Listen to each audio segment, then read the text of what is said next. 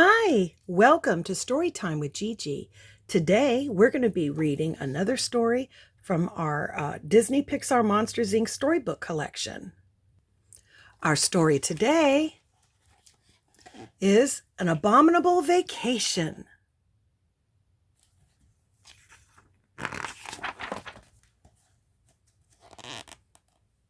Mike, Sully, and Celia chatted happily as they strolled down the sidewalk. It was a beautiful day. The sun was shining. There wasn't a cloud in the sky. And best of all, the three friends had a whole week off from work. Every year during the warmer months, Monsters Inc. would close for a few days so their employees could have a chance to relax. Some monsters went on trips. Others stayed in town and had Monstropoly board game marathons. The local movie theater made sure there were lots of scary movies playing. But this year was special. Sully, Mike, and Celia were going to take a vacation together. The problem was they still hadn't decided where to go. "We could head to Swampy Beach," Mike suggested, "kick back and soak up some sun." "I'd rather do something more exciting," Celia said as the three friends crossed the street.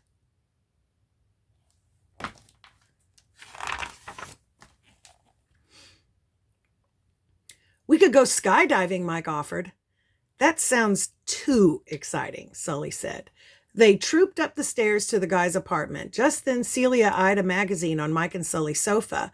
It was called Extreme Monster Sports. "Well, what about a ski trip?" she asked. "That's perfect," Mike said excitedly, picking up the magazine.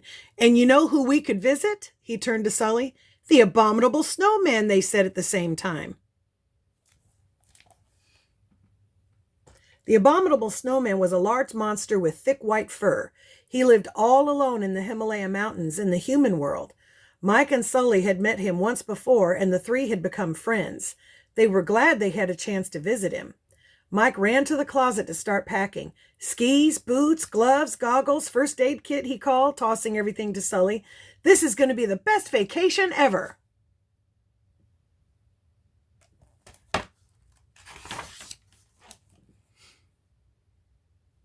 The next morning, Sully, Mike, and Celia used a closet door from Monsters Inc. to travel to the Himalayas. "Do you think he'll mind that we've come to visit?" Sully asked when they reached the Abominable Snowman's cave.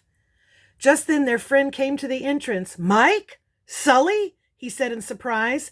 Then he scooped all three of them up in a bear hug. "My old friends!" "He doesn't mind," Mike grinned. There were a lot for the friends to catch up on. Mike and Sully told Abominable all about their adventure with Boo, and Celia loved hearing about life in the human world. But most of all, Abominable couldn't wait to show his friends around the Himalayas. They hiked to the top of a tall mountain and skied all the way down. They made hot yak's milk cocoa. They even built snow monsters.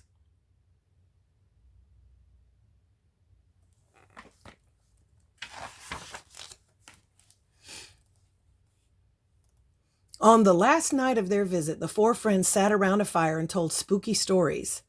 "And that was the last time those brave monsters ever saw that awful child," the Abominable Snowman said, finishing his tale. "But they say, late at night, you can still hear the eerie sound of its laughter. The sound of evil." Mike, Sully, and Celia looked at one another. "You know, Abominable," Sully started, "it turns out children aren't as bad as we thought. They're not dangerous." "Yeah," Mike said, "a lot has changed in Monstropolis since you were last there. Monsters Inc. collects laughs now." "Really?" Abominable asked. He looked sad for a moment. "I wish I could come back to visit." "But you can," Mike cried. "Sully's in charge of Monsters Inc. now. You can visit whenever you want." "Come back with us tomorrow," Celia exclaimed.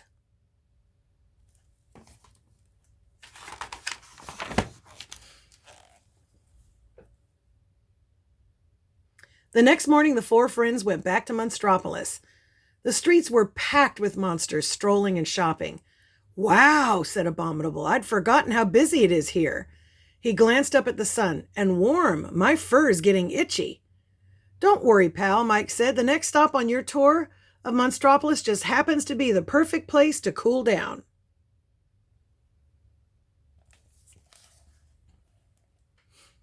Soon the gang was seated in the Cinescare Theater And the new film Goon with the Wind was playing. You're going to love this, Mike whispered to Abominable. Scarlett O'Hara is a great actress. Abominable nodded. He felt much cooler, but he had trouble eating his popcorn and kept sticking to his woolly fur. I guess I'm used to all my food being frozen, he said. Goon with the Wind. How funny. When the movie was finished, the friends went to get dinner. Mike, Celia, and Sully wanted to impress Abominable, so they took him to a fancy restaurant. They helped him order from the long menu. First was a rotten vegetable appetizer, followed by stewed slugs and stinky cheese soup. When it was time to order dessert, Abominable knew just what he wanted. I'd like a snow cone, please, he said. I'm afraid we don't serve those, the waiter replied, but may I recommend the moldy banana cake surprise? It's very impressive. When the dessert came out, Abominable was stunned. The banana cake certainly was a surprise. It was enormous, with slimy frosting dripping down the sides and sparklers on top. Bet you can't get that in the Himalayas, Mike exclaimed. But Abominable didn't look very excited.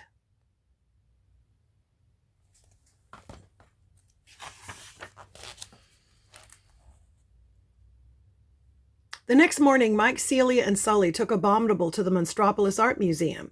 The friends admired some famous paintings by well-known monster artists, but Mike and Sully could tell Abominable was feeling down. Do you think he doesn't like museums? Mike whispered. Sully shrugged. Maybe we should ask him what's wrong.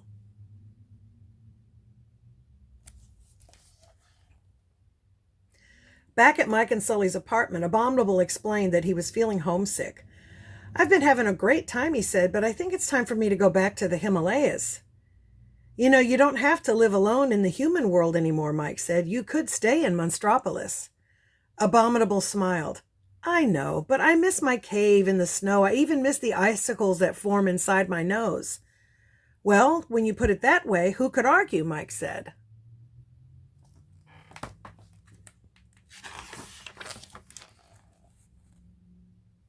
The next morning, the friends all went to the laugh floor at Monsters, Inc. to wish Abominable goodbye. We'll come visit again next year, Sully said. I can't wait, Abominable answered. Later, as the Abominable Snowman relaxed at his cave, he took a deep breath of cold mountain air, his nose immediately filled with icicles. Ah, he said, it's good to be home. And that's our story. I hope you liked it. Make sure that you like and subscribe and share with your friends. Bye until next time.